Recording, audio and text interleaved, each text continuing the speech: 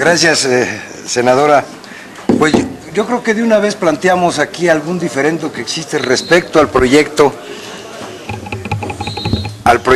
de dictamen que se presenta en esta ocasión, fundamentalmente porque se está diciendo en el proyecto que se quedarían fuera 13 de las personas que han solicitado su registro en virtud de que no fueron propuestas por organizaciones de derechos humanos o de la sociedad. Nosotros consideramos que, de acuerdo a la convocatoria, a las bases, que está abierta a las organizaciones representativas de los distintos sectores de la sociedad, así dice, y luego a organismos públicos y privados, pero sobre todo en el inciso B de la base tercera, C, que dice, tratándose de propuestas realizadas por organizaciones de la sociedad civil o agrupaciones de interés público, deberán adjuntar copia del acta constitutiva y estatutos. Esto quiere decir, en nuestra opinión, que no elimina las propuestas que vengan de otra manera, es decir, los que se propongan solos, pues también deben ser considerados. Yo creo que lo mejor es considerar que han cumplido los requisitos todos y convocarlos a las comparecencias que tenemos que programar ahora para evitar incluso una posible impugnación por parte de alguno de los que ahí pudieran inconformarse, ¿no? Es una primer vista del dictamen y eso es lo que yo manifiesto. Muchas gracias. Yo opino que en esta materia debemos de privilegiar el principio de apertura que está expuesto en la propia convocatoria, el principio de transparencia que está expuesto y un principio de inclusión. O sea, en caso de duda, no privemos a alguien de ser analizado, de ser examinado, porque eso suscita agravios que no necesitamos, que no le hacen bien a este proceso. Y entonces la atención se va a desviar hacia el agravio de quien fue excluido, justificada o injustificadamente. Admitiendo que pudiera haber ambigüedad en la convocatoria, el daño menor se hace admitiendo todos a examen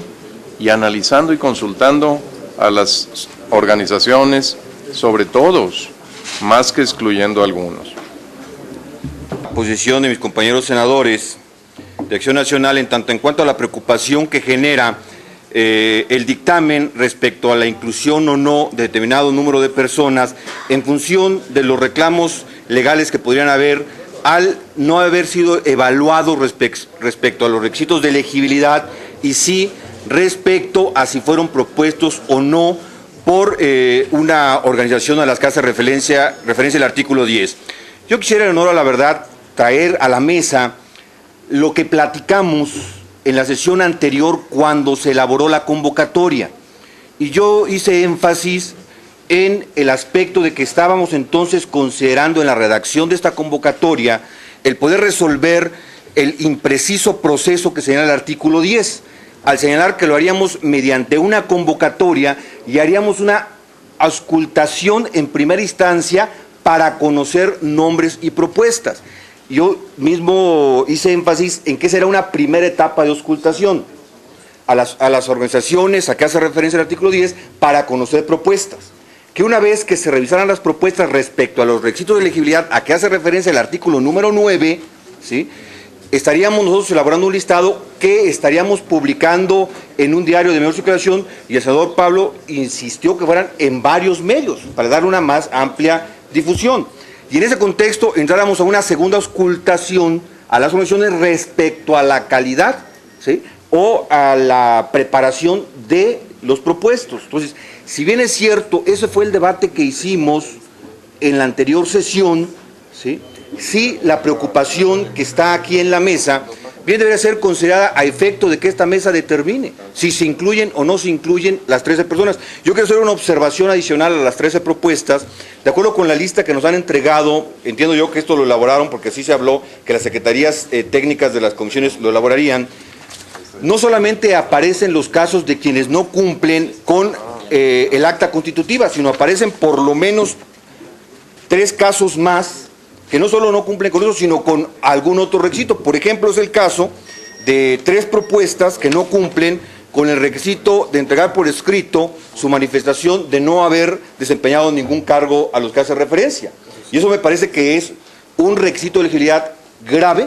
¿sí?, el no haber manifestado, porque luego entonces no sabemos, ¿sí?, si nos está manifestando con verdad que no fue funcionario o las que hace referencia al artículo 9. Entonces, ahí sí me parecen que hay 3 casos, ¿sí?, en donde al no cumplirse el requisito de haber manifestado por escrito que no había desempeñado cargo alguno, sí estaría impedido para que lo consideramos en la lista. Y respecto a los otros, yo diría que se someta a la consideración de esta mesa si se incluyen o no se incluyen. Me parece, a final de cuentas, irrelevante, ¿sí?, que no hayan sido producto de la auscultación a las organizaciones sociales y las de derechos humanos, el que los hayan propuesto o no, ¿sí? Lo que me parece a mí importante va a ser esta segunda parte de la auscultación, que tiene que ver con la opinión que emitan las organizaciones sociales y las de derechos humanos, privadas o públicas, y que serán parte de la evaluación para elaborar la terna.